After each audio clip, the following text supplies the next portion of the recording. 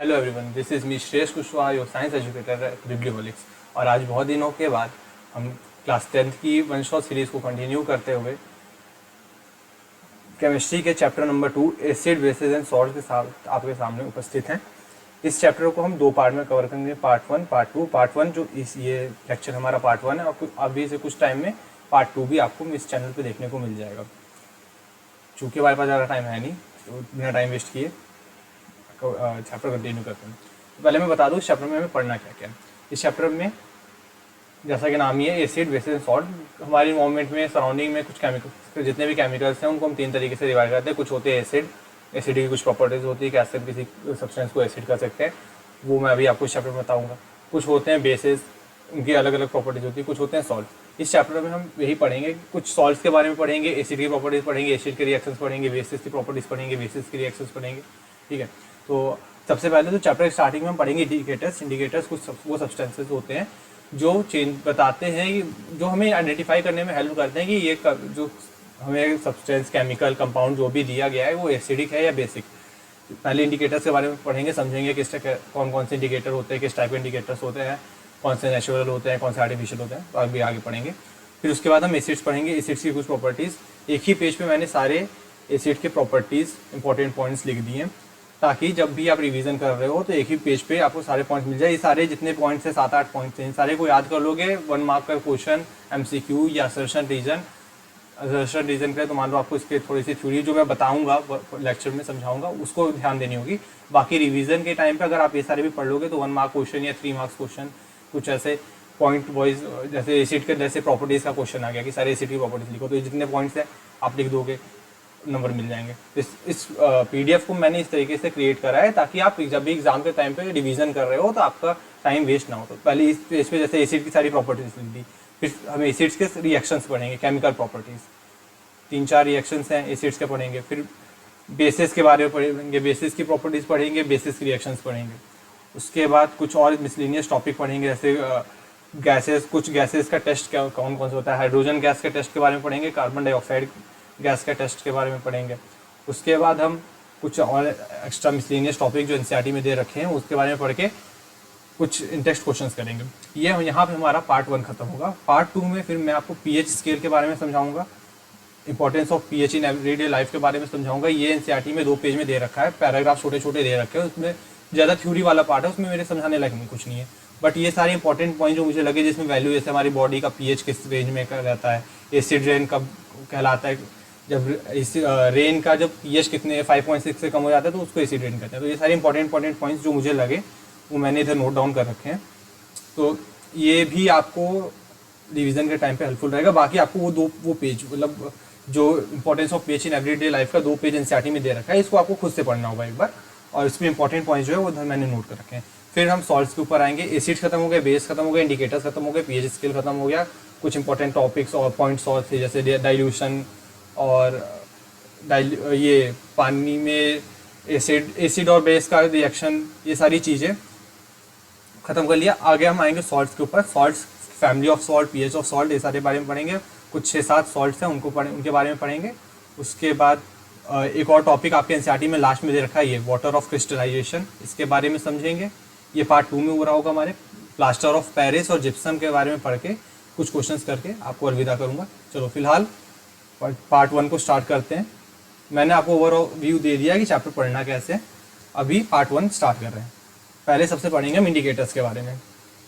तो देखो, थोड़ी सी कहानी समझो। हमारे इन्वायरमेंट में जितनी भी चीज़, हमारे सराउंडिंग में जितने भी केमिकल्स हैं, केमिकल्स ये नहीं कि जो आपके केमिस्ट्री लैब में टेस्ट बॉटल में भरे रहते हैं, आप टेस्ट ट्यूब में लेके जिनको एक्सपेरिमेंट करते हो, वो सिर्फ केमिकल्स नहीं, खाने पीने की चीज़ें, जैसे दाल है, दाल में आपके प्रोटीन होता है, तो प्रोटीन भी एक तरीके का कार्बन कंपाउंड है।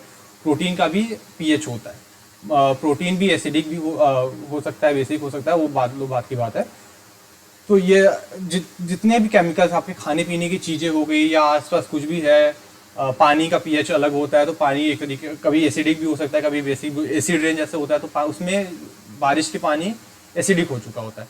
तो हमारे इन्वायरमेंट में जितने भी केमिकल्स हैं उनको, वो या तो एसिडिक हैं या तो बेसिक हैं। तो कुछ ऐसे कंपाउंड्स होते हैं, कुछ ऐसे सब्सटेंस होते हैं जो इन केमिकल्स की प्रॉपर्टीज़ को यूज़ करके हमें बताते हैं कि ये जो कंपाउंड हमारे पास है वो एसिडिक है या बेसिक। तो ये इन चीज़ों को, ये सब्सटेंसेस जो एसिड या बेस की प्रॉपर्टी जो मैं भी आगे आपको लेक्चर में समझाऊंगा, उनको यूज़ करके हमें बताते हैं कि ये सब्सटेंस एसिडिक है या बेस, उसको इंडिकेटर्स कहते हैं। तो इंडिकेटर्स का पॉइंट पहला पढ़ो, this indicators tell us whether substances is are acidic और basic by change in colour या ऑर्डर। या तो जो इंडिकेटर्स हैं दो तरीके के होते हैं, एक ऑल्फैक्टरी होते हैं, ऑल्फैक्टरी जो होते हैं वो एसिड या बेस के साथ रिएक्ट करके अपना स्मेल चेंज करते हैं, जिससे हमें पता चलता है, स्मेल यानी कि ओडोर हो गया, स्मेल हो गया, एक ही बात है, इसका चेंज करते हैं, जिससे पता चलता है कि ये हमारे पास जो कंपाउंड है या तो एसिडिक है, एसिडिक के साथ अलग स्मेल देते हैं, बेस के साथ अलग स्मेल देते हैं।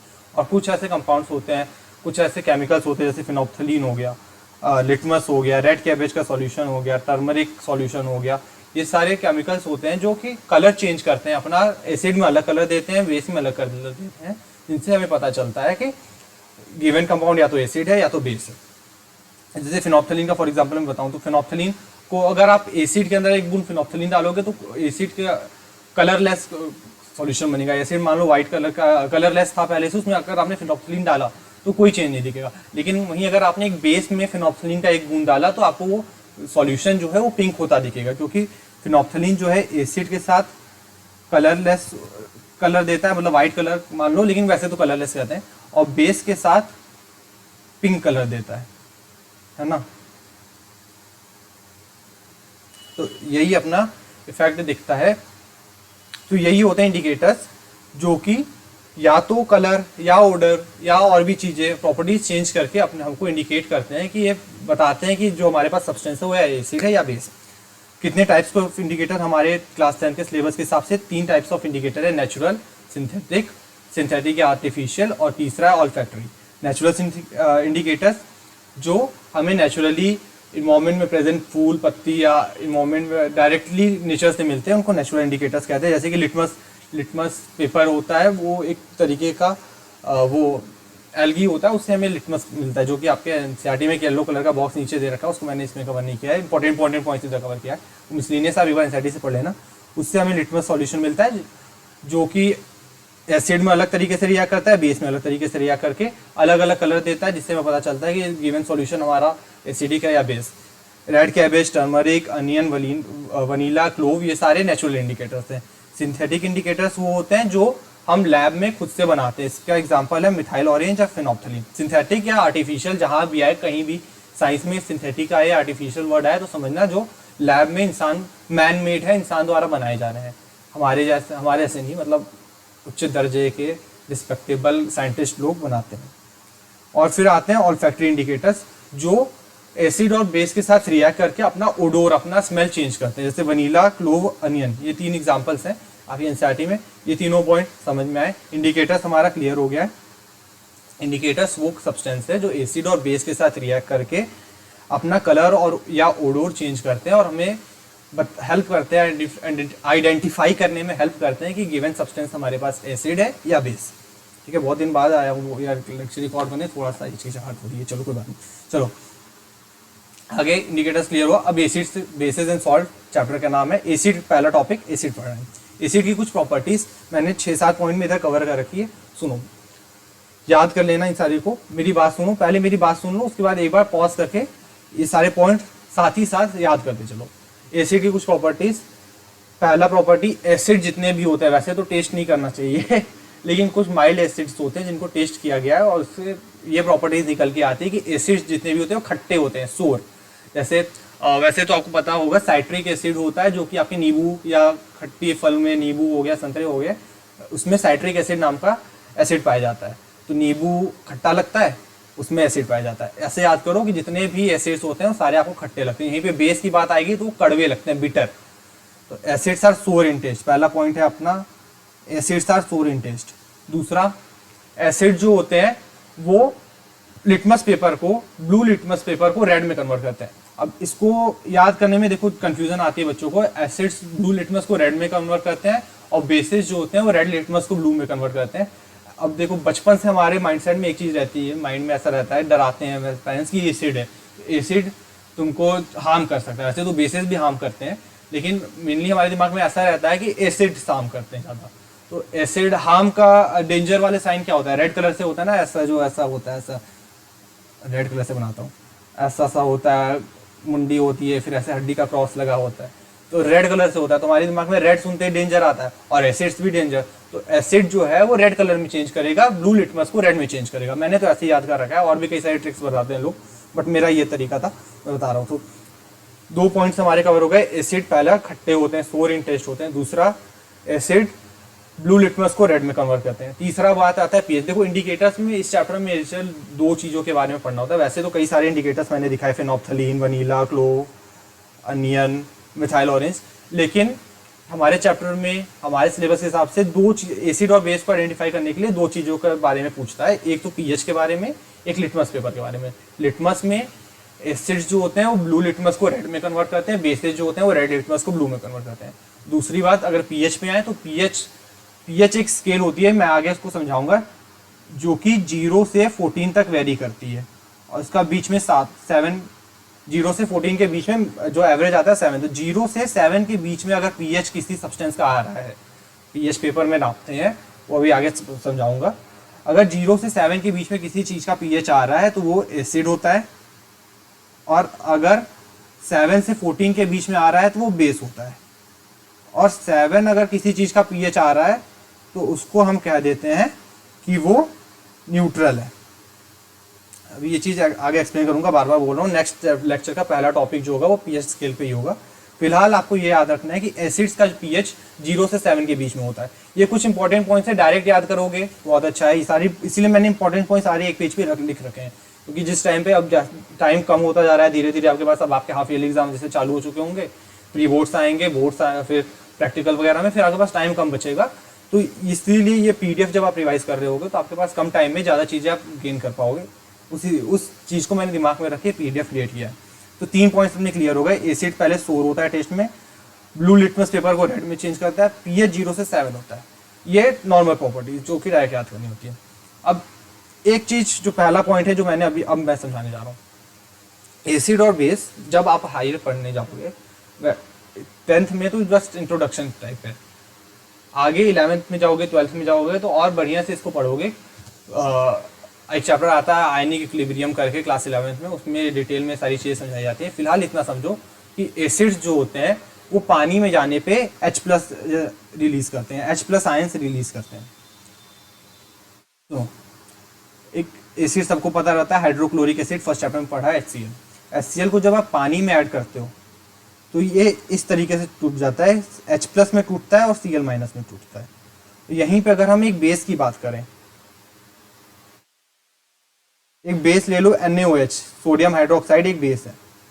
मैं अभी आगे बताऊंगा, वैसे तो यही प्रॉपर्टी उल्टा कर रहा हूँ, मतलब वाइस वर्सा वाली चीज़ कर रहा हूँ। अगर NaOH को पानी में ऐड करोगे तो ये टूट के Na+ आयन देता है और OH- आयन देता है। तो बेसिस जो होते हैं वो पानी में जाने पे OH- आयन देते हैं, और एसिड्स जो होते हैं वो पानी में जाने पे H+ आयन देते हैं। मेजरली हम इसी तरीके से वो डिफ्रेंशिएट करते हैं। देखो इसको मैंने NaOH को पहचाना कि ये बेस है, एंड क्योंकि NaOH में OH वाली चीज़ OH- आयन प्रेजेंट है, हाइड्रोक्साइड आयन प्रेजेंट है।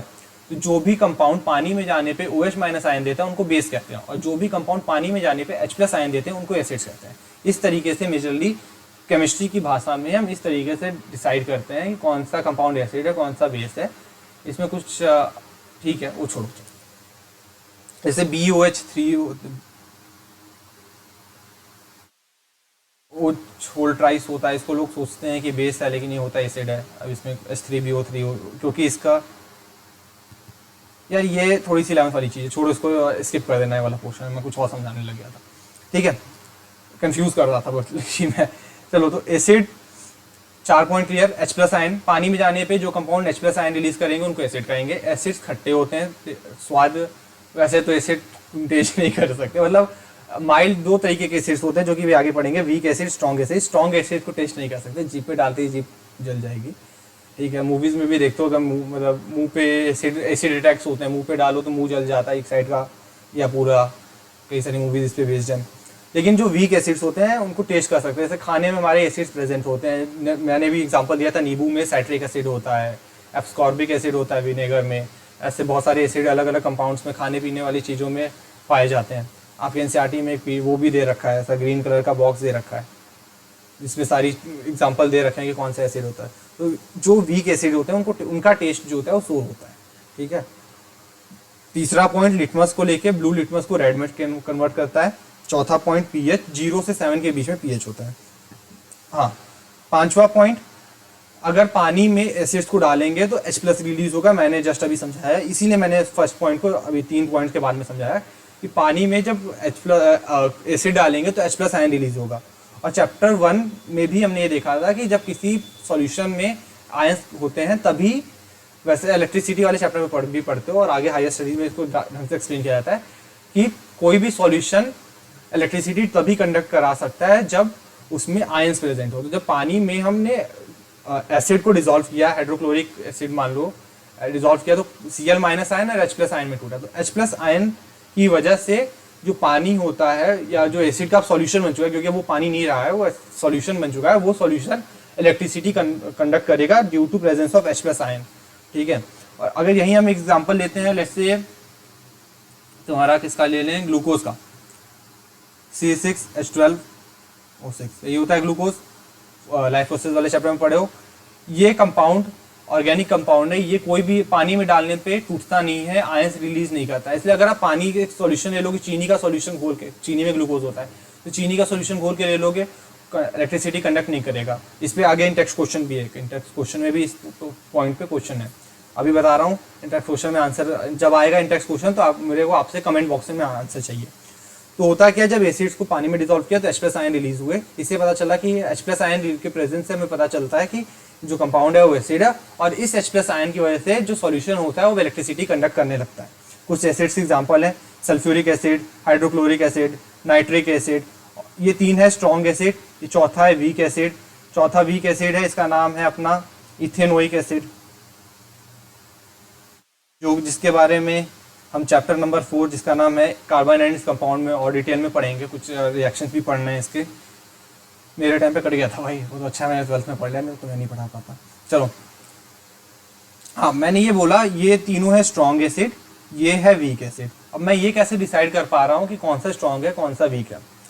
अब हम इसको डिसाइड करने के लिए ये क्राइटेरिया यूज करते हैं कि पानी में डिसॉल्व होने पे कौन सा एसिड कितने H+ आयन दे रहा है।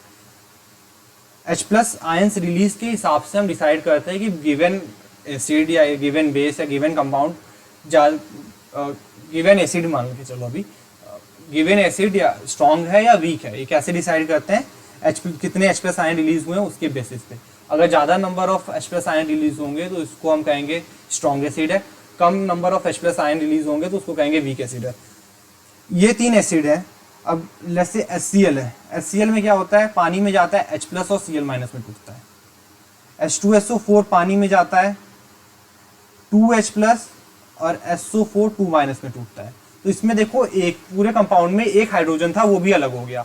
इस कंपाउंड में 2 हाइड्रोजन थे, दोनों अलग हो गए। लेकिन जब हम CH3COOH, अब ये सारी चीज़ें बच्चे पूछते हैं केमिस्ट्री, इसीलिए थोड़ी सी, वैसे तो नहीं है, बेकार नहीं है, लेकिन वो वेब सीरीज कोटा फैक्ट्री वगैरह देख के बच्चे केमिस्ट्री को उल्टा सीधा बोलते हैं। ये सारे एक्सपेरिमेंट करके निकले हुए रिजल्ट होते हैं जिनके ऊपर बाद में स्टडी की जाती है। जब ये इथेनोइक एसिड को हम पानी में डालते हैं तो इसमें हमें ये देखने को मिलता है कि सिर्फ एक H+ रिलीज होता है। वैसे तो उस कंपाउंड में 3 हाइड्रोजन, ये 1 सेकेंड,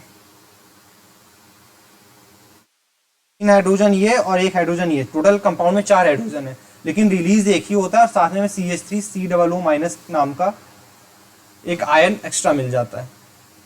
ठीक है, इरेज हो गया, कोई बात नहीं। तो CH3COOH चल रहा, ये कलर दिख नहीं रहा होगा ना, CH3COOH चल रहा था अपना।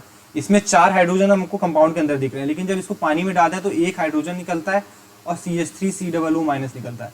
तो 4 में से सिर्फ 1 हाइड्रोजन निकल पाया। HCl में 1 था, 1 निकल गया। H2SO4 में 2 थे, दोनों निकल गए। इसमें सिर्फ 1 निकल पा रहा है, इसलिए वीक एसिड है। वीक एसिड कम नंबर ऑफ हाइड्रोजन दे पा रहा है, स्ट्रॉन्ग एसिड ज्यादा नंबर ऑफ हाइड्रोजन दे पा रहा है। अगर आप वैसे तो मोल में करते हैं, मोल अगर कई बच्चों को जो 9th ढंग से नहीं पढ़ते हैं उन्हें नहीं पता होता है, तो मोल के टर्म्स में नापते हैं कौन सा एसिड कितने मोल्स ऑफ हाइड्रोजन दे पा रहा है। जो ज्यादा मोल्स ऑफ हाइड्रोजन देता है वो स्ट्रॉन्ग एसिड कहलाता है, ये तीन अपने स्ट्रॉन्ग एसिड है। जो कम मोल्स ऑफ हाइड्रोजन दे पाता है वो वीक एसिड कहलाता है। इथेनोइक एसिड अपना वीक एसिड है। एसिड्स क्लियर हुआ, इंडिकेटर्स क्लियर हुआ। तीसरा पॉइंट है अपना chemical properties of acids. Acid की अब केमिकल प्रॉपर्टीज इसके बारे में पढ़ेंगे। 4 प्रॉपर्टीज पढ़नी है एसिड की। रिएक्शन, केमिकल प्रॉपर्टीज मतलब रिएक्शन। अभी जो कार्बन एंड कंपाउंड वाला चैप्टर आएगा उसमें भी केमिकल प्रॉपर्टीज करके टॉपिक जब आएगा तो उसमें हमें रिएक्शंस के बारे में पढ़ना होता है। थोड़ा याद करनी होती है कि इस रिएक्शन में हमको क्या रिजल्ट मिलेगा, क्या प्रोडक्ट मिलेगा, क्या कंडीशन प्रोवाइड करनी होती है। ठीक है, तो अभी केमिकल प्रॉपर्टीज मतलब हम रिएक्शंस के बारे में पढ़ेंगे। एसिड के रिएक्शन, 4 तरीके के एसिड के रिएक्शन पढ़ने हैं। पहला पढ़ना है reaction of acid with metals, reaction of acid with metal carbonates and bicarbonate, reaction of acid with bases, acid का बेस के साथ रिएक्शन होता है तो क्या होता है, reaction of acid with metallic oxide. ये बेसिस वाला मैं reaction of acid with basis, वैसे तो मैंने इधर भी लिख रखा है लेकिन उसको मैं बेसिस वाले टॉपिक में कवर करूंगा जब reaction of basis with acid पढ़ाऊंगा, बाद में पढ़ाऊंगा। इसको मार्क करके रखना, आगे मिलेगा लेक्चर में। ये नहीं कि बीच में सर छोड़ दें तो घुराने लगो सर ये भूल गया, मैं जानबूझ के छोड़ूंगा रिएक्शन, या फिर नहीं छोड़ सकते। चलो रिएक्शन विथ मेटालिक ऑक्साइड्स। चलो पहला पढ़ते हैं रिएक्शन विथ मेटल्स। ये चीज याद कर लो, एग्जाम्पल एक दो खुद से बना दोगे। जब भी एसिड मेटल के साथ रिएक्ट करता है तो वो एक सॉल्ट देता है और एक हाइड्रोजन गैस रिलीज होती है। एनसीईआरटी में वो दे रखे हैं, क्या कहते हैं, एक्सपेरिमेंट्स दे रखे हैं। एक्सपेरिमेंट सारे कवर पढ़ लेना, एग्जाम में डायरेक्ट लिख के आ जाता है कि आप देखो जैसे एग्जाम में क्वेश्चन आएगा ना, आप समझ जाओगे कि अगर आप एक्सपेरिमेंट ढंग से पढ़े हो तो आपको समझ जाओगे कि लिखा रहता है कि रिएक्शन H2 जिंक जो है हाइड्रोक्लोरिक एसिड से रिएक्ट कर रहा है तो रिएक्शन का एक सेटअप आप क्रिएट करके समझाओ।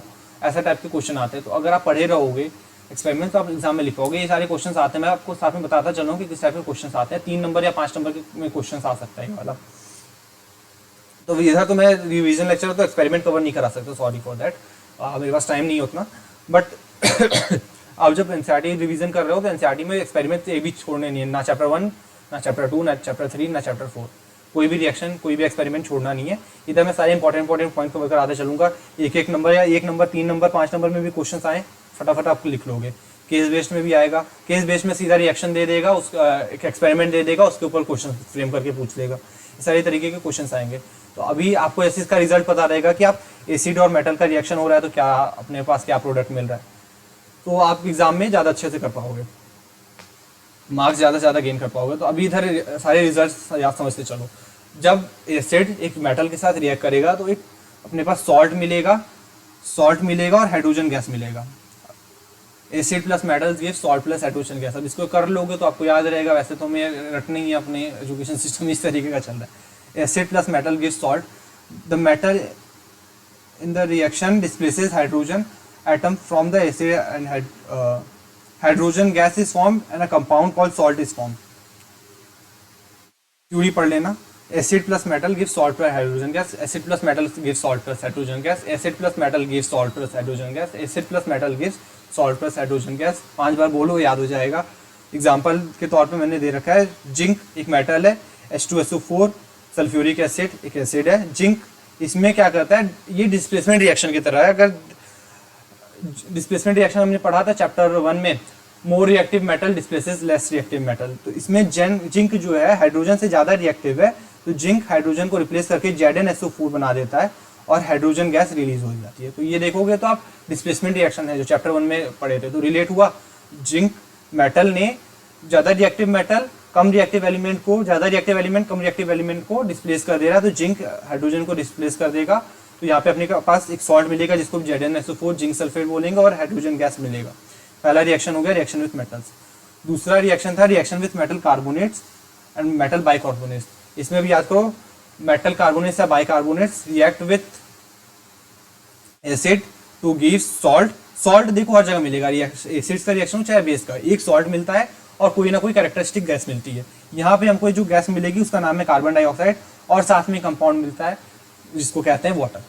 इस रिएक्शन में हमको मिलेगा मेटल कार्बोनेट और बाइकार्बोनेट का रिएक्शन जब एसिड के साथ होगा। कार्बोनेट हो गया, कार्बोनेट में CO3 माइनस आयन्स होते हैं, CO3 2 माइनस आयन को कार्बोनेट आयन कहते हैं, कार्बोनेट आयन। और SCO3 माइनस को, SCO3 सिंगल माइनस को बाइकार्बोनेट आयन कहते हैं। ठीक है, जब इस मेटल के साथ कार्बोनेट आयन का कंपाउंड बनता है, तो जैसे Na2CO3 हो गया, ये कार्बोनेट कंपाउंड मेटल कार्बोनेट है। ठीक है, मेटल कार्बोनेट जब भी एक एसिड के साथ जैसे HCl के साथ रिएक्ट करेगा तो तीन चीज़ें अपने पास मिलेगी, एक सॉल्ट मिलेगा, एक मिलेगा अपने पास कार्बन डाइऑक्साइड गैस, वाटर। अब देखो रिएक्शन जब एग्जाम में लिखना हो, अगर रिएक्शन लिखते टाइम भूल गए हो, ये चीज़ पहले याद कर लेना। ठीक है, ये चीज़ 5 बार बोलो फिर से, याद हो जाएगी। अब इस रिएक्शन को एग्जाम में, जैसे ये रिएक्शन मैंने आपको दिखना सिखा दिया कि ये डिस्प्लेसमेंट रिएक्शन है, आपको चैप्टर 1 पढ़े हो तो ये भी हो जाएगा, 1 2 दोनों रिलेट करके चलोगे, हो जाएगा फटाफट, हमने क्लियर होता चल जाएगा, आपको कॉन्सेप्ट खुद ही क्लियर होता चला जाएगा। इस रिएक्शन को एग्जाम में लिखना हो तो मैं आपको लिख के दिखाता हूँ। Na2CO3 में मैंने एक कार्बोनेट ले लिया, उसके साथ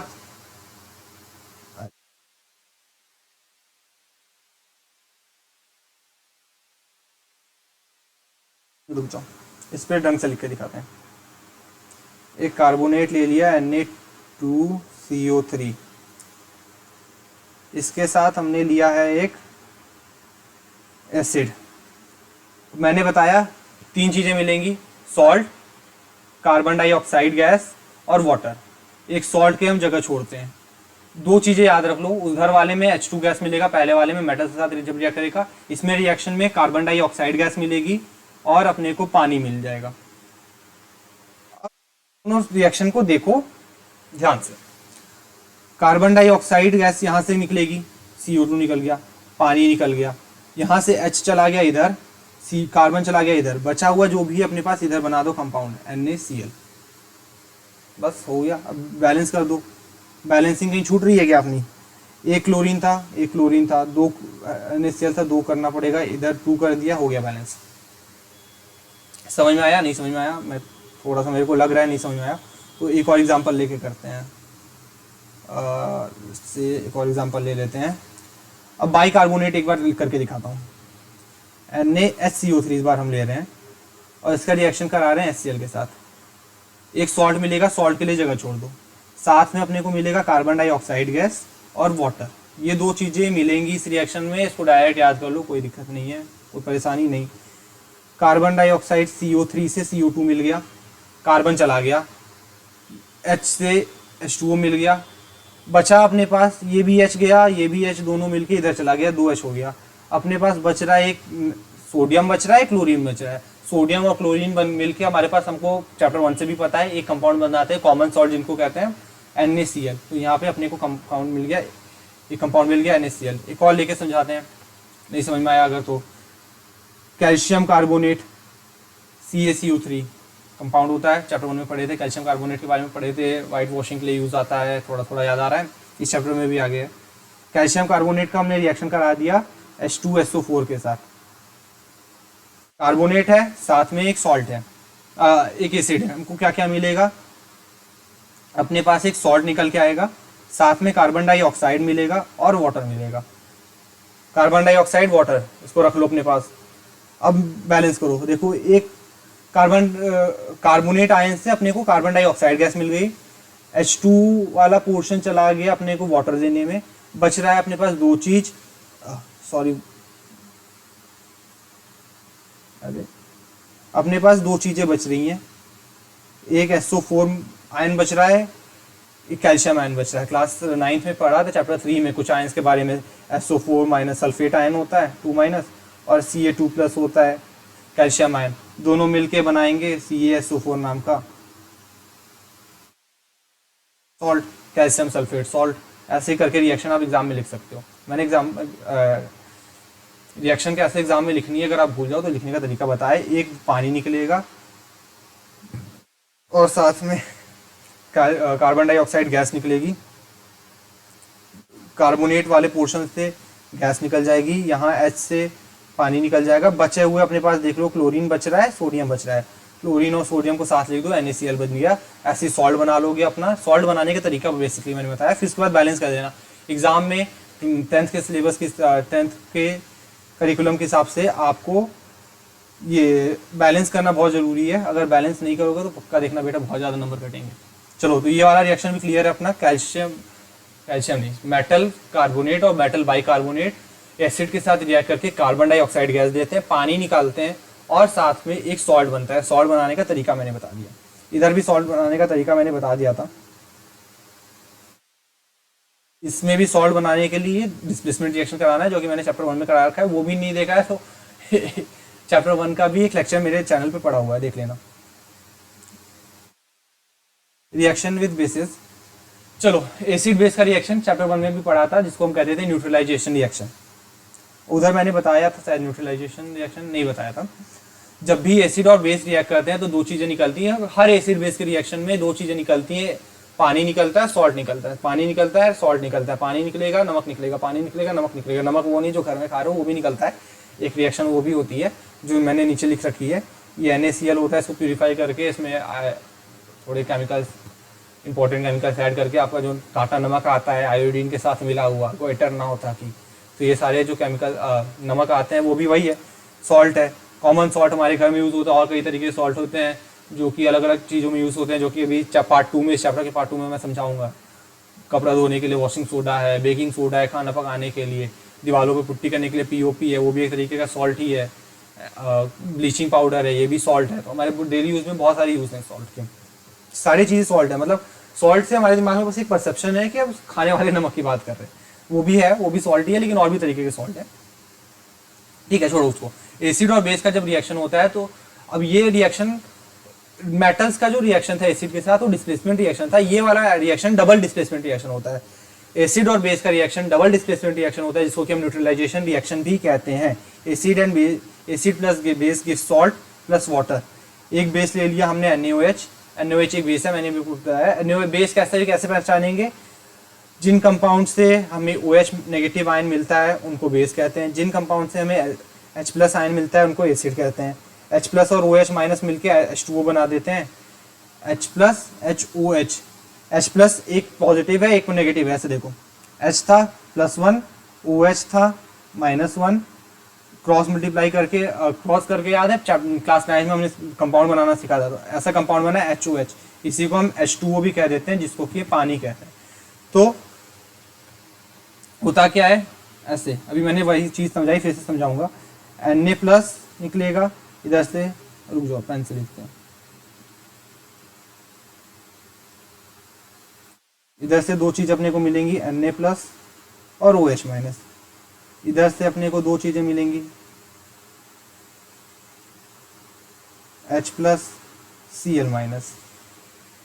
डबल डिस्प्लेसमेंट रिएक्शन में एक पढ़ा था हमने, पहले कंपाउंड का कटायन दूसरे कंपाउंड का एनायन से जुड़ जाता है और दोनों जुड़ के बना लेंगे NaCl। और पहले कंपाउंड का एनायन दूसरे कंपाउंड के कटायन से मिल जाएगा और दोनों जुड़ के बना लेंगे H2O बनाना मैंने आपको सिखा दिया। इसी तरीके से ये डबल डिस्प्लेसमेंट रिएक्शन है। पहला रिएक्शन अपना सिंगल डिस्प्लेसमेंट रिएक्शन था, तीसरा रिएक्शन डबल डिस्प्लेसमेंट है, दूसरा रिएक्शन मैंने आपको लिखना सिखा दिया, थोड़ा सा कॉम्बिनेशन टाइप का है। ठीक है, चलो तो ये रिएक्शन भी अपना क्लियर है कि रिएक्शन विद बेसिस भी क्लियर है अपना। 3 रिएक्शन हमने एसिड्स के पढ़ लिए। चौथा रिएक्शन है reaction of acid with metal oxide, metallic oxide. अब ये भी, अब देखो मेटालिक ऑक्साइड को हम बेसिस की तरह ट्रीट करता है। होता क्या है इसमें, जब साइंटिस्ट ने लैब में रिएक्शन करके मेटालिक ऑक्साइड लेस से, मेटालिक ऑक्साइड एक मेटल है और एक ऑक्साइड से मतलब ऑक्सीजन है, तो लेस से Na2O है, ऐसा बनाया हमने कंपाउंड। सोडियम था, इसका +1 वैलेंसी था, O था, इसका -2 था, दोनों को क्रॉस किया, Na2O नाम का एक कंपाउंड मिला, जिसको हम कहते हैं sodium oxide.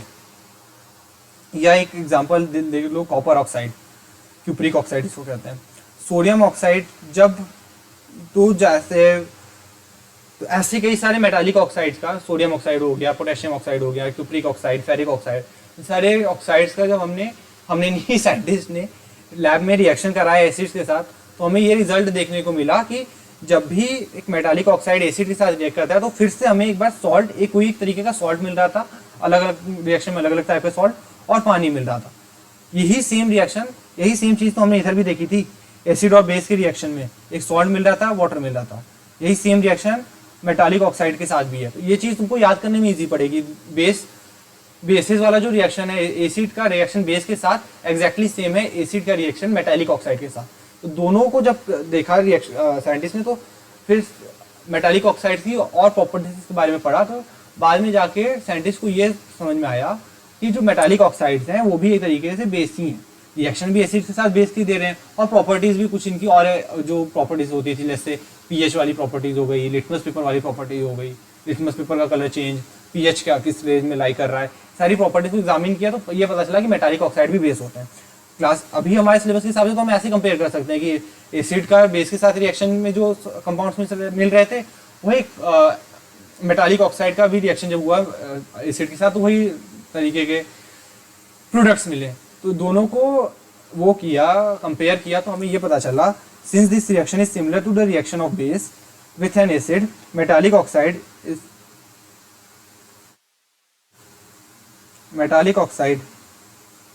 is said to be basic oxide। बहुत इंपॉर्टेंट पॉइंट है, metallic oxide is said to be basic oxide, metallic oxide is said to be basic oxide, metallic oxide is said to be basic oxide।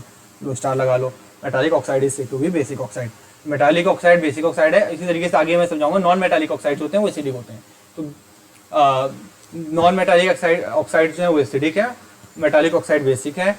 तुमको base वाले reaction और metallic oxide वाले reaction same रहेंगे, बस इसको reaction को लिखना सीख लेना, लिखते कैसे हैं। अरे कहाँ गया भाई, ये एग्जाम्पल है, ऐसे एग्जाम्पल आपके एनसीईआरटी में और दे रखे हैं, एग्जाम्पल लिखना सीख लो, ठीक है। चलो अपना 2 टॉपिक खत्म हो गया है, एक इंडिकेटर्स खत्म हो गया है, उसके बाद एसिड्स खत्म हो गए। आगे अपन पढ़ेंगे बेस के बारे में। अब इधर से आगे थोड़ी चीज़ें ईजी होंगी क्योंकि मैंने एसिड में अच्छा खासा टाइम लेके समझा दिया, उधर बेसिस के बारे में समझा दिया। अब कंपेयर करते हुए पढ़ के चलते हैं, एसिड भी रिवाइज होगा, बेस भी तुम्हारा क्लियर होगा। एसिड्स स्वाद में कैसे थे कमेंट में डालो, खट्टे थे। बेसिस जो होते हैं कड़वे होते हैं। Acids are sour in taste, bases are bitter in taste. Acid blue litmus को रेड में कन्वर्ट कर रहे थे, बेसिस जो होते हैं इसका अपोजिट करते हैं, रेड एसिड्स ब्लू लिटमस को रेड में कन्वर्ट कर रहे थे, बेसिस इसका अपोजिट करते हैं, रेड लिटमस को ब्लू में कन्वर्ट करते हैं। तो basis turns red litmus paper into blue. Acid pH scale के बारे में बताया था, 0 से 14 तक होता है और बीच में एक नंबर आता है 7। तो 0 से 7 के बीच में जो कंपाउंड्स होते हैं जिनका पीएच 0 से 7 के बीच में होता है उनको एसिड्स कहते हैं, और 7 से 14 के बीच में जिनका पीएच होता है उनको बेस कहते हैं। ये भी क्लियर हो गया। एसिड और बेस कंपेयर करके चलो, बहुत इजीली हो जाएगा। अगला पॉइंट अपने पढ़े थे कि एसिड्स जो होते हो पानी में जाने में, पानी में डिसॉल्व होने पे क्या देते हैं अपने को, H+ आयन देते हैं। बेसेस पानी में डिसॉल्व होने पे OH- आयन देते हैं। और जैसा ये चीज क्लियर हुई, एसिड्स पानी में जाने पे H+ दे रहे थे, उसी तरीके से बेस पानी में जाने पे OH- देते हैं। अब इसी तरह से हम देख लेते हैं जिन कंपाउंड में OH- होता है, OH प्रेजेंट होता है, उनको हम बेस कह देते हैं। इसमें एक एक्सेप्शन वैसे तो तुम्हारे सिलेबस में नहीं आना चाहिए, बट वही मैंने कुछ देर पहले भी वही बात बोल रहा था, BOH3। ये देखने में तो इसमें OH दिख रहा है तुमको कि OH है तो ये बेस होना चाहिए, लेकिन ये एक एसिड होता है क्योंकि इसको कहते हैं बोरिक एसिड। इसका ओरिजिनल फॉर्म ये होता है H3BO3 होता है। तो इसमें H+ आयन एक रिलीज होता है। इसके बारे में आगे 11th में डिटेल में पढ़ते हो, अभी पढ़ाने लग जाऊंगा तो टाइम वेस्ट होगा तुम्हारा। बट ये चीज़ है कि अगर एग्जाम में इन केस कभी आ जाता है तो ध्यान रखना, ये एक बेस है, बेस नहीं है, ये एक एसिड है। बेस नहीं है, एसिड है, क्योंकि इसका ये बहरूपिया वाला रूप है, असली रूप इसका H3BO3 है। H3BO3 इसको कहते हैं बोरिक एसिड। देख लो थोड़ा साइंटिस्ट लोग को चुल मस्ती रहती है ना, यहाँ पे H3BO3 दिखा, 3 ऐसे दिखा, 3 वो दिखा, साथ में रख के OH3 कर दिया, बच्चे कंफ्यूज हो, ठीक है। तो वैसे याद रखना OH- रिलीज करता है, लेकिन H3BO3 वाला एक एक्सेप्शन है, ठीक है। हाँ, अब चूंकि ये भी पानी में जाने पे OH- आयन दे रहा है, तो आयन प्रेजेंट हुआ, मतलब पानी में गया तो OH- आयन रिलीज किया। OH- आयन प्रेजेंट होने की वजह से जो बेसिस का सॉल्यूशन होता है वो भी इलेक्ट्रिसिटी कंडक्ट कराता है, ठीक है। On dissolving in water it conducts electricity due to the presence of OH- ions, ठीक है। और बेसिस की लास्ट पॉइंट, जैसे एसिड को कंपेयर किया था वैसे बेसिस को भी कंपेयर कर रहे हैं। एसिड्स जितने ज्यादा H+ आयंस रिलीज होंगे उतना ज्यादा स्ट्रॉन्ग एसिड है, जितने कम H+ आयन रिलीज होंगे उतना यहाँ मैंने वैसे गड़बड़ लिख दिया है थोड़ा सा, इसी गड़बड़ लिख दिया इसलिए कंफ्यूज हो गया। सुनो, एसिड्स होते हैं जो कंपाउंड ज़्यादा H प्लस आयन रिलीज करेंगे उनको वो स्ट्रॉन्ग एसिड होते हैं, जो आयंस कम H प्लस आयंस रिलीज करेंगे वो वीक एसिड्स होते हैं।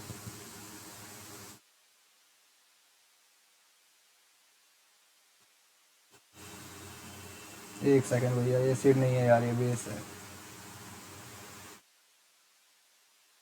ये लिखने में थोड़ा सा जल्दीबाजी में गलती कर दिया। सुनो, एसिड्स क्या होते हैं? स्ट्रॉन्ग एसिड्स जो ज़्यादा H प्लस आयन रिलीज कर रहे थे, वीक एसिड जो कम H प्लस आयन रिलीज कर रहे थे। वैसे ही बेस को कंपेयर करते हैं, स्ट्रॉन्ग बेस जो ज़्यादा OH माइनस आयन रिलीज करेंगे, वीक बेस जो कम OH माइनस आयन रिलीज करेंगे।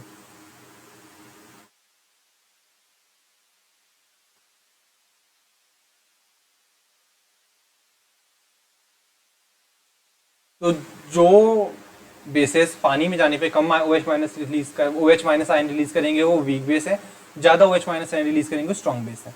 बेसिस वाला टॉपिक भी अपना क्लियर है। एसिड के साथ कंपेयर करके पढ़ोगे, जब तुम रिवाइज करोगे ना तो एसिड जब पढ़ रहे होगे तो ही बेस के बारे में सोचते रहना साथ में, और जब बेस में आओगे तो एक बार दोबारा एसिड के बारे में सोचते रहोगे, डबल रिवीजन हो जाएगा, कॉन्सेप्ट एक ही बार में क्लियर होते चले जाएंगे। चलो, एक इंपॉर्टेंट पॉइंट आता है अपना एल्कलीज के बारे में। एल्कलीज वो कुछ देखो, जैसे मैंने अभी ये समझाया कि पानी में जो basis OH minus ion release करते हैं उनको, वो जो कंपाउंड्स पानी में OH माइनस आयन रिलीज करते हैं उनको बेसिस कहते हैं। अब होता क्या है, सारे बेसिस पानी में डिसॉल्व नहीं हो पाते हैं, तो जो बेसिस पानी में डिसॉल्व हो पाते हैं उनको हम एल्कलीज कहते हैं। And alkalis are base that dissolve in water. सिर्फ वो बेस जो पानी में डिसॉल्व हो पाते हैं उनको हम बेसिस कहते हैं, उनको हम एल्कलीज कहते हैं, सॉरी। इनकी कुछ कैरेक्टरिस्टिक फीचर होते हैं, सोपी टू टच होते हैं, बीटर होते हैं, कोरोसिव होते हैं। कोरोसिव मतलब हार्मफुल होते हैं, मेटल को डिग्रेड कर सकते हैं, हार्मफुल होते हैं। तो ये इसमें लिखा भी है, जैसे जो स्ट्रॉन्ग एसिड होते हैं, हार्मफुल एसिड्स होते हैं, आपको हार्म कर सकते हैं ना, वैसे ही ये जो एल्कलीज होते हैं वो कोरोसिव होते हैं, हार्मफुल होते हैं। नेवर टेस्ट और touch them as they may cause harm. उनको कभी टच नहीं करना चाहिए, ऐसे डायरेक्टली टच नहीं करना चाहिए, उनको सेफली हैंडल करना चाहिए, ग्लव्स वगैरह पहन के, वो चश्मा पहन के हैंडल करना चाहिए, ताकि आँखों में छटके उठके तो चेहरा ना जले, आँखों पे कम इफेक्ट पड़े। ठीक है। प्रिकॉशंस, लैब में जाते हो तो ऐसा साइन बना रहता है ना, प्रिकॉशन वाला साइन बना रहता है, एनसीईआरटी में दे रखा है। चलो छोड़ो, आगे चलते हैं। तो जो बेसेस पानी में डिसॉल्व हो जाते हैं उनको एल्कलीज कहते हैं। इनके कैरेक्टर्स होते हैं सोपी, एक तो ये देखो बीटर सारे बेस होते हैं, ये वाले जो होते हैं इनके दो अलग कैरेक्टर्स याद करना, सोपी टू टच होते हैं और कोरोसिव होते हैं। तो इनको टच डायरेक्ट टच भी नहीं करना चाहिए, टेस्ट तो बिल्कुल नहीं, जीव जल जाएगी कोरोसिव है तो। चलो आगे, chemical properties. Chemical properties, acid में रिएक्शन पढ़ा था, बेस में बेस के रिएक्शन पढ़ेंगे। इसमें तीन रिएक्शन पढ़ना, इसमें एक कार्बोनेट्स वाला रिएक्शन नहीं पढ़ना है, क्योंकि मेटल्स के कार्बोनेट जो होते हैं वो बेसिस के साथ रिएक्ट नहीं करते हैं। रिएक्शन विथ मेटल्स, बेसिस के बहुत कम रिएक्शन है, बेसिस वैसे हमारे सिलेबस में बहुत कम है अभी, और बेसिस की रिएक्शन भी बहुत कम है, 3 ही रिएक्शन है। उसमें भी मेटल्स में भी एक ऐसा होता है कि कुछ ही मेटल, जैसे नॉर्मली सारे मेटल्स भी एसिड के साथ रिएक्ट करते हैं, कुछ मेटल होते हैं जैसे एल्युमिनियम और जिंक, इनको हम एम्फोटेरिक मेटल्स कहते हैं। अभी आगे वाले चैप्टर में पढ़ोगे, एम्फोटेरिक एलिमेंट्स कहते हैं। एम्फोटेरिक इसलिए कहते हैं, लिख ही देता हूँ, एम्फोटेरिक।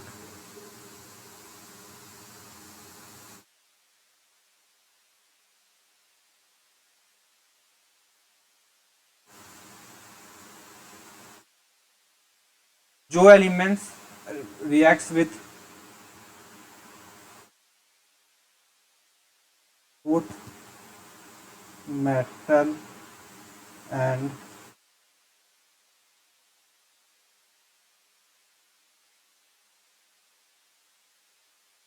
नॉन मेटल, जो नहीं सॉरी, थोड़ा ज़्यादा हो रहा है यार, बहुत दिन बात कर रहा हूँ ना, तो ब्रेन थोड़ा सा ना, दिमाग थोड़ा सा,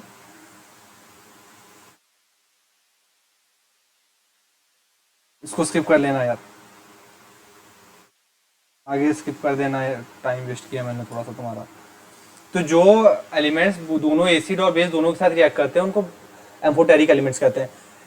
एल्युमिनियम और जिंक, यही दो, ऐसे ही कुछ ये दो हैं, और भी होते हैं, एसेंटिन का प्लस कुछ होता है, कुछ और एलिमेंट्स होते हैं, टिन हो गया जैसे, ये भी सारे कुछ एलिमेंट्स होते हैं जो एसिड और बेस दोनों के साथ रिएक्ट करते हैं। सारे मेटल्स बेस के साथ रिएक्ट नहीं करते हैं।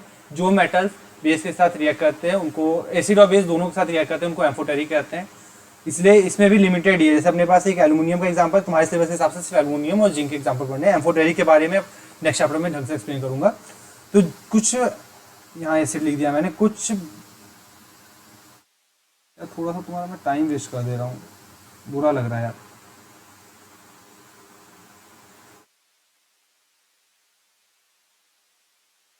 हाँ, तो मेटल्स बेस के साथ रिएक्ट करके वही जो एसिड्स में रिजल्ट दे रहे थे वही इधर भी रिजल्ट देते हैं।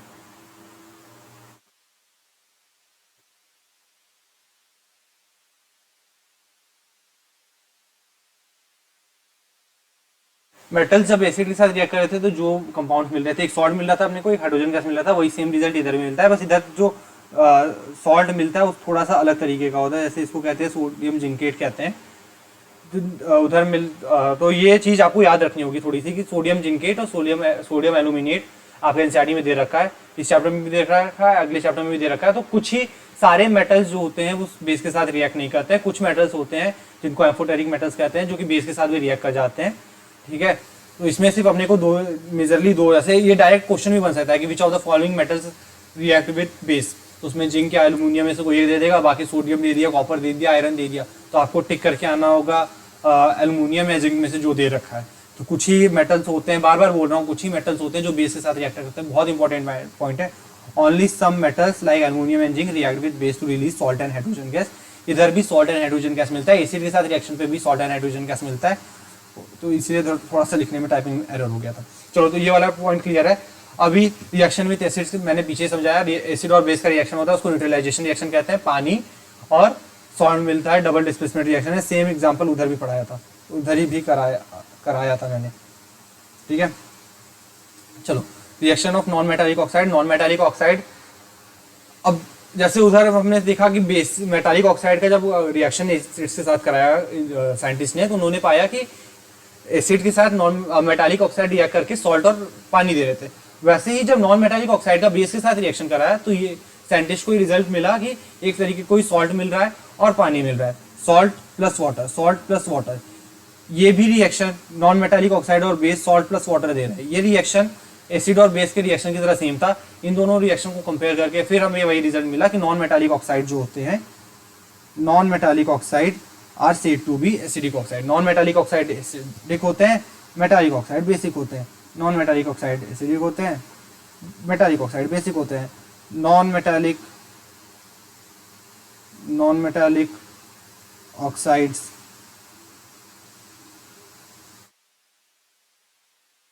एसिडिक हैं, मेटालिक ऑक्साइड्स बेसिक हैं।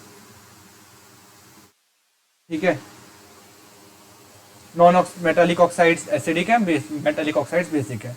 ठीक है, सारे पॉइंट्स क्लियर है अभी तक। जितने भी एसिड्स की प्रॉपर्टीज पढ़ी, बेसिस की प्रॉपर्टीज पढ़ी, एसिड्स की रिएक्शन पढ़ी, बेसिस की रिएक्शन, इंडिकेटर्स के बारे में पढ़ा है।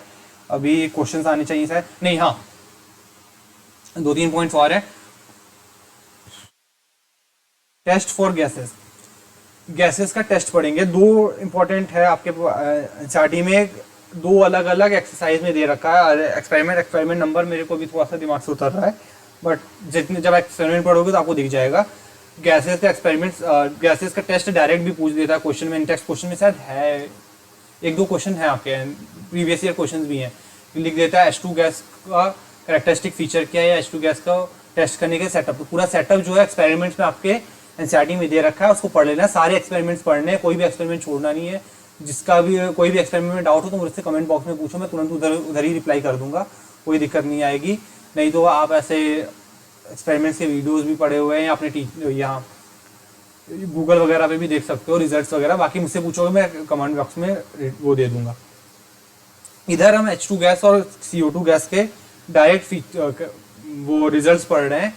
ये 3 पॉइंट, अगर 1 नंबर का क्वेश्चन है या 2 नंबर का क्वेश्चन है तो डायरेक्ट ये 3 पॉइंट लिख के आओगे, वो मिलेगा, मार्क्स मिलेगा। डायरेक्ट पूछ भी लेता है, जैसे दे दिया कि gas Burns with popping sound, identify the gas, तो गैस H2 गैस हो गया।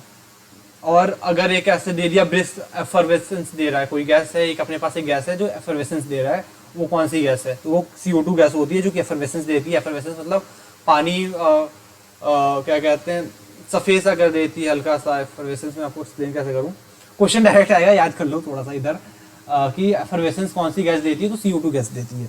और पॉपिंग साउंड के साथ कौन सा गैस बंद होता है? H2 गैस होता है। अभी इधर टेस्ट ऑफ गैस पढ़ते हैं। फॉर H2 गैस पानी में सॉल्युबल नहीं होती है, बबल के फॉर्म में ट्रैप हो जाती है। जब सोप सॉल्यूशन से पास, जो एक्सपेरिमेंट है आपके एनसीईआरटी में, उसमें सोप सॉल्यूशन से पास कराएगा, बबल बनेगा, और उस बबल को जब कैंडल के पास लेके आओगे तो पॉप साउंड के साथ बर्स्ट होगा, जलेगा। पॉप साउंड, पॉप पट्ट वाला जो आता है ना, ऐसा वो पटाखे आते हैं दिवाली के, पॉप वाले जो फेंक के मारो तो पट्टे से बोलते हैं, तो उसी टाइप का थोड़ा सा साउंड आएगा पॉप वाला। H2 गैस के लिए कैरेक्टरिस्टिक फीचर एक यही है, पॉप साउंड के साथ जो गैस बन होती है वो H2 गैस है। और एफर्वेसेंस जो देती है, जो गैस ब्रिस्क एफर्वेसेंस करते हैं, जो गैस एफर्वेसेंस देती है वो CO2 गैस होती है। और CO2 गैस का कुछ ये भी रिएक्शंस भी हैं, ये दो रिएक्शंस बहुत इंपॉर्टेंट है। इन रिएक्शंस के ऊपर भी क्वेश्चंस पूछ लेता है।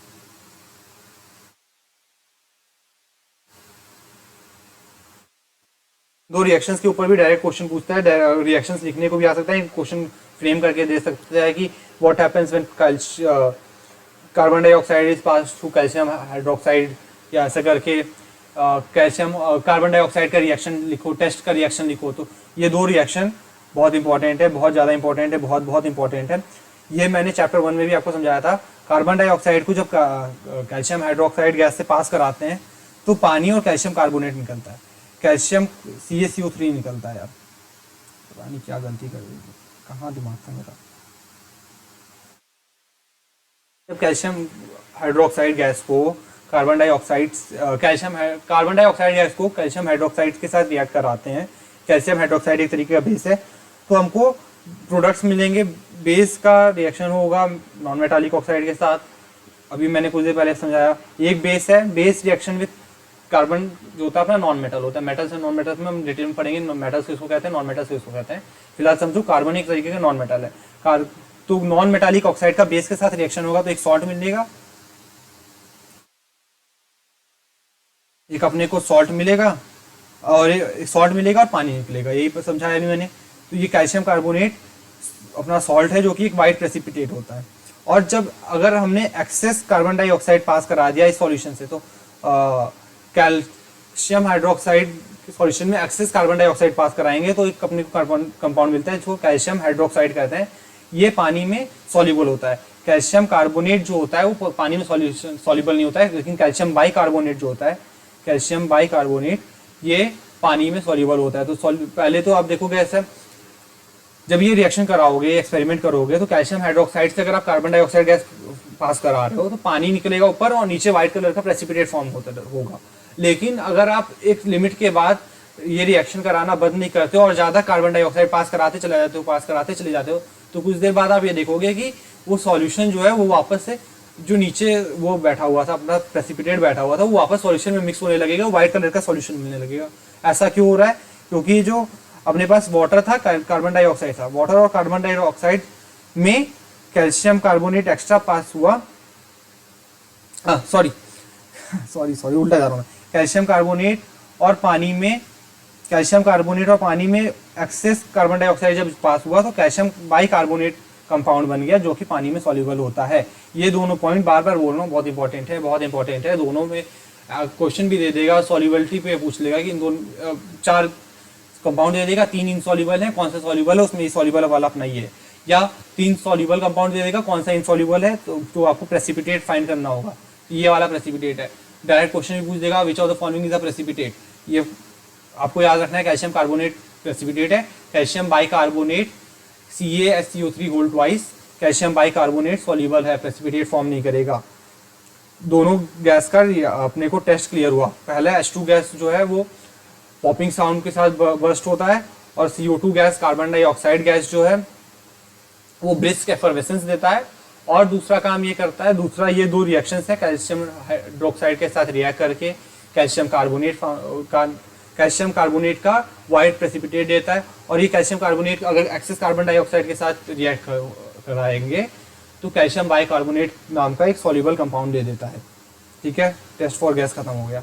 अब एसिड और बेस पानी में जाते हैं तो क्या होता है, अभी मैंने समझाया था, जब एसिड पानी में जाता है तो H+ रिलीज होता है, और बेस जब पानी में जाता है तो OH- रिलीज होता है। वही जो समझाया हुआ टॉपिक है वही फिर से आया है, दिया हुआ था एनसीईआरटी में बाद में पढ़ा, तो मैंने सोचा एक बार लिख दूं, बट ताकि अब जब एनसीईआरटी मैंने पूरा पीडीएफ जो है एनसीईआरटी से ही क्रिएट किया है, तो जब आप एनसीईआरटी से पढ़ते हुए चलोगे तो ऐसा ना लगे कि कुछ छूट गया, तो इसलिए फिर लिखा है। वैसे तो समझा चुका है, एसिड जब पानी में जाएगा H+ आयन रिलीज करेगा, Cl- आयन रिलीज करेगा, और बेस जब पानी में जाएगा तो एक मेटल का आयन रिलीज करेगा, एक आयन Na+, जैसे गया पानी में तो OH- आयन रिलीज करेगा, और एक मेटल आयन रिलीज करेगा Na+, OH- अब इसमें एक चीज और पढ़नी होती है, जब एसिड पानी में गया तो H+ रिलीज किया, और H+ जो होता है वो ऐसे पानी डायरेक्ट एग्जिस्ट नहीं कर सकता, तो H+ आयन, शिट मेरा टैबलेट थोड़ा सा हैंग कर रहा है, हैंग नहीं कर रहा है, ऐप हैंग कर रहा है। H+ जो है पानी के साथ रिएक्ट करके H3O पॉजिटिव कंपाउंड फॉर्म करता है। पानी में इसको डाले, एसिड को डाले तो H+ आयन रिलीज हुआ है। H+ आयन जो है वो वाटर के साथ रिएक्ट करेगा, वाटर के साथ रिएक्ट करके अपने को क्या दे देगा, H3O पॉजिटिव आयन दे देगा, H3O पॉजिटिव आयन, H3O देखो, hydrogen ion can not exist alone in the solution but they exist after combining with water molecule. The hydrogen ion must always be shown as H+ ion या H3O positive ion है। H3O positive ion को hydronium ion कहते हैं। तो H+ पानी में जाने पर, एसिड पानी में जाने पे H+ आयन रिलीज करता है, और H+ आयन पानी के मॉलिक्यूल के साथ रिएक्ट करके या कंबाइन करके हाइड्रोनियम आयन फॉर्म करता है। ये मैंने पैरा इसीलिए लिखा था, बस ये हाइड्रोनियम आयन का कॉन्सेप्ट समझाने के लिए। और बेस नॉर्मली पानी में जाएगा, OH- आयन रिलीज होगा, H+ रिलीज होगा। हाँ, ये OH- आयन को पानी के साथ कंबाइन नहीं कराना है, पता चला तुम कल को पेपर में ऐसे ओवर स्मार्ट बनने में ये भी लिख के आ जा रहे हो, H3O2 नेगेटिव, मतलब होते हैं वो, बाकी आगे की चीज़ें तुम्हारे सिलेबस के हिसाब से नहीं है, मत लिख के आना, टीचर नंबर काटेगा भी मतलब का। फिर कहोगे कि मैंने तो पूरा लिखा था पापा, पेपर में टीचर ने गलत चेक किया, रीचेकिंग करा हुआ। ऐसा नहीं होता है, बहुत बच्चों को कन्फ्यूजन होता है कि रीचेकिंग कराना पड़ेगा। मैंने कुछ बच्चे थोड़ा सा कॉन्सेप्ट गलत करते हैं, ओवर स्मार्ट बन जाते हैं, लिखते नहीं है सही से, वो गलती होती है, मैंने भी की थी। चलो कोई बात नहीं, बीत गया क्वेश्चन। अब ये चीज़ वैसे तो लैब में इंपॉर्टेंट होती है, एनसीईआरटी में लिख रखी है, इंपॉर्टेंट है। होता क्या है कि लाइट चली गई चलो क्वेश्चन पे आए थे। हाँ, जब भी पानी में देखो, जैसे हमारे पास जो सीसी बॉटल्स में आता है अपने पास जो एसिड और बेस, वो हाईली कॉन्सेंट्रेटेड एसिड होता है। कॉन्सेंट्रेटेड एसिड मतलब H+ का आयन, H+ आयन की मात्रा बहुत ज़्यादा है, बहुत ज़्यादा स्ट्रॉन्ग एसिड है। तो हमको जो लैब में रिएक्शन करना होता है उसमें एसिड हमको थोड़ा सा डाइल्यूट, माइल्ड चाहिए होता है, वीक करना होता है। स्ट्रॉन्ग एसिड में पानी डालेंगे तो वो वीक हो जाएगा, स्ट्रॉन्ग एसिड में पानी नहीं डालना होता, उल्टा गलत बोल दिया मैंने, ध्यान देना इस बात पर। एसिड में कभी पानी नहीं डालना होता है, पानी में धीरे धीरे हमें एसिड डालना होता है, यही चीज़ इधर है। देखो होता है क्या, जब एसिड या बेस, स्ट्रॉन्ग एसिड या बेस में पानी डालते हैं तो बहुत ज़्यादा एक्सोथर्मिक रिएक्शन, एंडोथर्मिक रिएक्शन मैंने चैप्टर 1 में पढ़ाया था। एंडोथर्मिक रिएक्शन जिसमें एनर्जी अंदर इनपुट होती है, एनर्जी देनी पड़ती है, और एक्सोथर्मिक रिएक्शन जिसमें एनर्जी रिलीज होती है। होता है क्या, जब हम पानी में एसिड या बेस के अंदर पानी झटके से डालते हैं तो बहुत ज़्यादा ढेर सारी एनर्जी, बहुत ज़्यादा एनर्जी रिलीज होती है, जो कि हीट का फॉर्म ले लेती है और आपको जला सकती है। टेस्ट ट्यूब फट सकता है, आपके ऊपर एसिड गिर सकता है, आपको हाथ उस पे गिर गया तो आपकी बॉडी जल सकती है। तो इसलिए हमेशा लैब में ये ध्यान देना होता है कि कभी भी एसिड के अंदर पानी नहीं डालना होता है, बेस के अंदर पानी नहीं डालना होता है।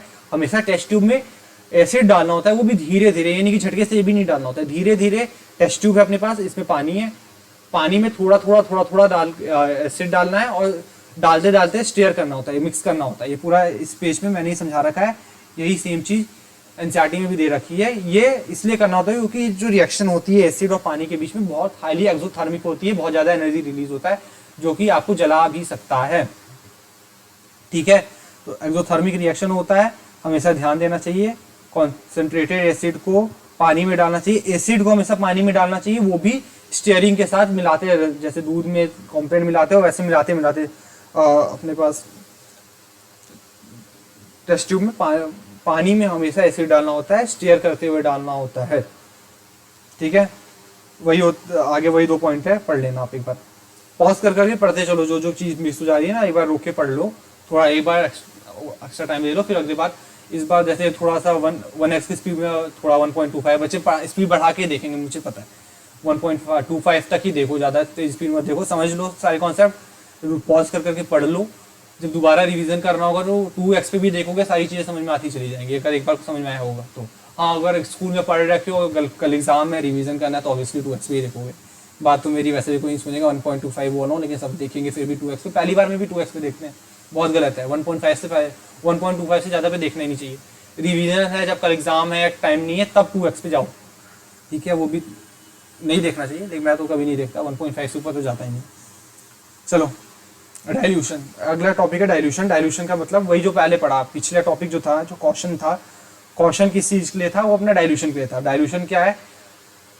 एसिड या बेस की स्ट्रेंथ को कम करना, कितना स्ट्रांग है एसिड या बेस, उसकी स्ट्रेंथ कम करना।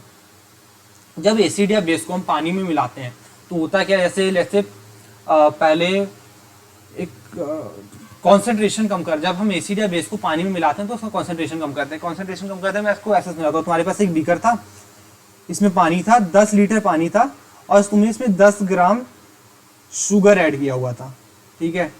तो इस समय जो हमारा कॉन्सेंट्रेशन है वो 1 ग्राम शुगर, 1 ग्राम पर लीटर शुगर के हिसाब से कॉन्सेंट्रेशन है। हर 1 लीटर पानी में 1 ग्राम शुगर है। वहीं अगर हमने इसमें और पानी ऐड कर दिया, या यही सेम सॉल्यूशन को 10 लीटर पानी और में ऐड कर दिया, तो अभी हमारे पास 10 लीटर वाटर और ऐड कर दिया, तो अपने पास जो सॉल्यूशन है उसमें 20 लीटर वाटर है और 10 ग्राम शुगर है। इसमें देखें तो 0.5 ग्राम शुगर हो गया पर लीटर ऑफ वाटर। 1 लीटर में अब हमारे पास आधा ग्राम चीनी है ना। तो अब जो शुगर का कॉन्सेंट्रेशन है वो कम हो गया। पहले शुगर का कॉन्सेंट्रेशन ज़्यादा था, अब शुगर का कॉन्सेंट्रेशन कम हो गया। ऐसे ही एसिड और बेस में होता है। लेट्स से पहले हमारे पास जो बीकर था उसमें 10 ml सॉल्यूशन में 10 H+ आयन थे। अभी हमने 10 ml पानी और ऐड कर दिया, तो हमारे पास नॉर्मल सिनेरियो लेके चलते हैं तुम्हारे हिसाब से, तो 20 ml सॉल्यूशन हो गया जिसमें कि 10 H+ आयन है। तो पहले 1 H+ आयन पर ml था, अब 0.5 H+ आयन पर ml है। समझ पा रहे हो? तो पानी, एसिड या बेस को पानी में डालने के टाइम हम क्या करते हैं कि H+ और OH- का कंसंट्रेशन कम करते हैं। ये कंसंट्रेशन कम करने से क्या होता है, क्योंकि स्ट्रेंथ ऐसे डिसाइड करते हैं कि पानी में या सॉल्यूशन में कौन कितनी ज़्यादा H+ दे पा रहा है। इधर ज़्यादा H+ है, देखो इधर 1 H+ पर ml है, इधर 0.5 H+ पर ml है। इधर सॉल्यूशन का पावर स्ट्रेंथ कम हो गया है। तो डाइल्यूशन से एक्चुअली हम कर क्या रहे होते हैं, कंसंट्रेशन कम कर रहे होते हैं, और कंसंट्रेशन कम करके हम पावर किसी भी एसिड या बेस की पावर कम कर रहे होते हैं। मिक्सिंग एसिड पढ़ लो एक बार पॉइंट, ठीक है। इस प्रोसेस को डाइल्यूशन कहते हैं। और जो फिनोमेना होता है, यार मेरा कैमरा बंद हो गया, एक second,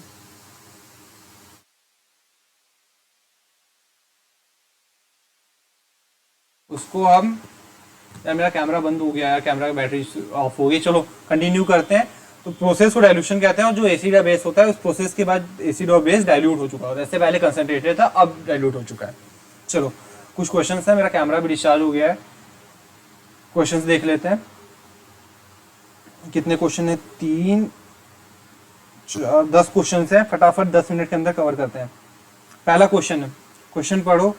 you have been provided with 3 test tube, one of them contains distilled water and other 2 contains acid and base solution respectively. If you are given only red litmus paper, how will you identify content of each test tube? Question क्या कह रहा है कि आपके पास 3 test tube हैं, 1 2 3, एक में पानी है, एक में एसिड है, एक में बेस है, और आपके पास सिर्फ रेड लिटमस पेपर है।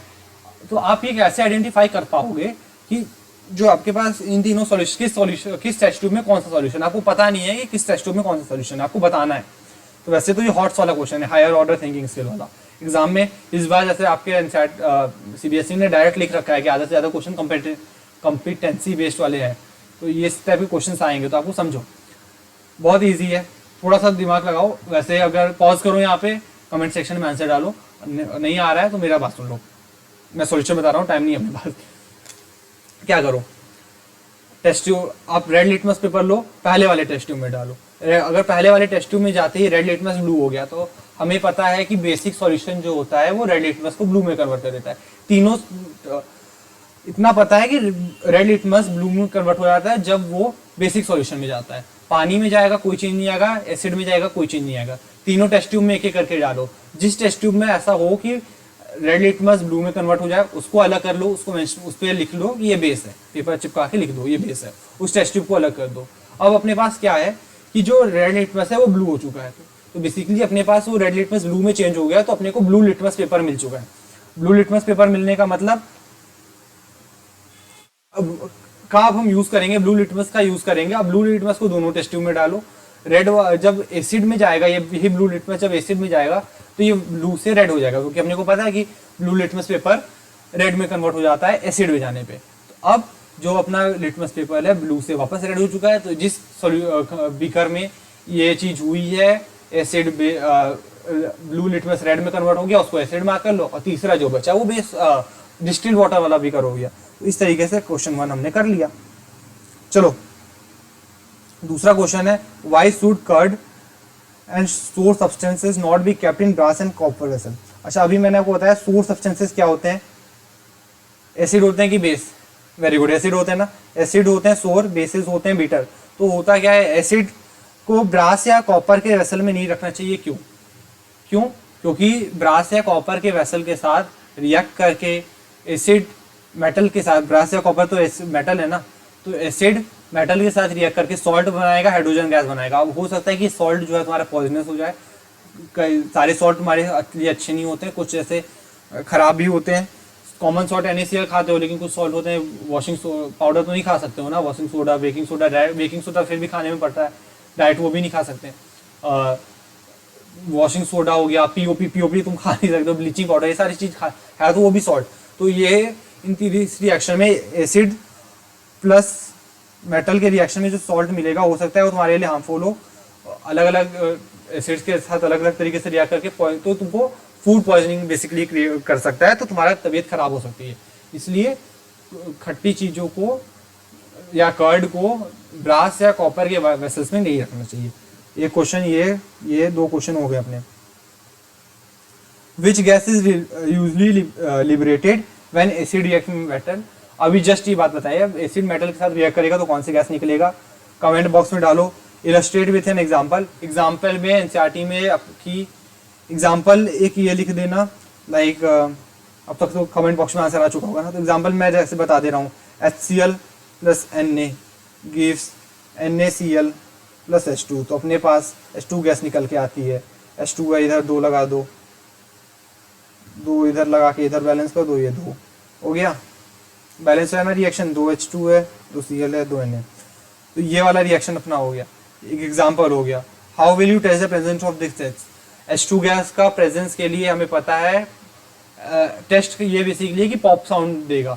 अब उसका पूरा प्रोसीजर जो है, अब जैसे क्वेश्चन के हिसाब से अगर 2 मार्क्स का क्वेश्चन है तो आप डायरेक्टली लिख देना कि पॉप साउंड देगा। अगर 3 मार्क्स का है तो एक बार आप एक्सपेरिमेंट के 3 पॉइंट्स में एक्सपेरिमेंट छोटा सा लिख के समझा के आ जाना कि गैस को सोप सॉल्यूशन से पास कराएंगे, एक बबल्स मिलेंगे, बबल फॉर्म होगा क्योंकि पानी में डिजॉल्व नहीं हो पाता है, बबल फॉर्म होगी, बबल को जब कैंडल के बगल में लाएंगे तो पॉप साउंड के साथ जलेगा, पट्ट वाली आवाज आएगी। ठीक है, ठीक है, ठीक है, 3 क्वेश्चन हो गए। Metal compound A react with dilute hydrochloric acid to produce effervescence. अब मैंने बताया था एफरवेसेंस किस गैस का कैरेक्टरिस्टिक होता है, फीचर होता है, किस गैस के में हमें एफरवेसेंस मिलती है। कमेंट में फटाक से बताओ। वेरी गुड, CO2 गैस होती है जिससे हमें एफरवेसेंस पता। CO2 गैस रिलीज होती है तो एफरवेसेंस देती है। एफरवेसेंस के बारे में आप ना ऐसा एक बार गूगल पे देख लेना, समझाने में तो टाइम जाएगा। ठीक है, तो एफरवेसेंस किस गैस में हमें एफरवेसेंस मिलती है, कार्बन डाइऑक्साइड गैस से। तो मेटल कंपाउंड ए है HCl के साथ, यानी एसिड के साथ कोई कंपाउंड है, मेटल कंपाउंड है, रिएक्ट करके एफरवेसेंस दे रहा है। एफरवेसेंस दे रहा है मतलब कार्बन डाइऑक्साइड गैस रिलीज हो रही है। तो किस रिएक्शन में कार्बन डाइऑक्साइड गैस अपनी रिलीज होती थी, मेटल कार्बोनेट या बाइकार्बोनेट का जब रिएक्शन होता था HCl के साथ या किसी भी एसिड के साथ, तो हमारे पास जो गैस रिलीज होती थी वो CO2 होती थी। CO2 से एफरवेसेंस मिलता है। तो मेटल कंपाउंड ए कौन सा कंपाउंड है, या तो कार्बोनेट है या तो बाइकार्बोनेट है। The gas evolve extinguishes burning at. हाँ, कार्बन डाइऑक्साइड पता ही है, जैसे ऑक्सीजन जो होती है हमारी वो आग को जलने में हेल्प करती है और कार्बन डाइऑक्साइड जो होती है आग बुझाती है। जब कार्बन डाइऑक्साइड को बर्निंग कैंडल के पास लाओगे तो आग बुझ जाएगी। ये दूसरा हिंट दे रखा है, 2 हिंट है अपने पास, एक इफरवेसेंस वाला हिंट है और बर्निंग कैंडल को बुझाने वाला हिंट है। दोनों हिंट ये क्लियर कर रहा है कि हमारे पास जो गैस रिलीज हो रही है कार्बन डाइऑक्साइड रिलीज हो रही है। HCl से कोई मेटल कंपाउंड रिएक्ट करके कार्बन डाइऑक्साइड गैस रिलीज कर रहा है, तो वो मेटल कंपाउंड कौन सा हुआ, या तो कार्बोनेट या तो bicarbonate. Right a balance chemical equation for the reaction if the compound is form is calcium chloride. अब यहाँ पे एक और चीज अपने पास क्लियर हो गई, कैल्शियम क्लोराइड है, सॉल्ट मिल गया। कैल्शियम क्लोराइड है यानी सॉल्ट मिल गया, सॉल्ट है यानी CaCl2 है, इसका कैटायनिक पार्ट हो गया Ca2+ और एनायनिक पार्ट हो गया Cl-।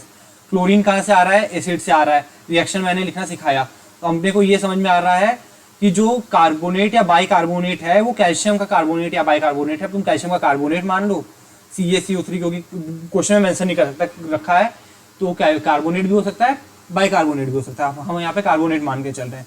तो अपने को ये मिल गया कैल्शियम कार्बोनेट और HCl। इसका रिएक्शन तुम लिख के कमेंट बॉक्स में डालो या खुद से प्रैक्टिस कर लो, इतना कमेंट कितना ही कमेंट करोगे, ठीक है। सारे कमेंट जो क्वेश्चंस मैं बोल रहा हूँ साथ में कमेंट करते जाना, एक साथ टाइप कर लो, कमेंट कर देना।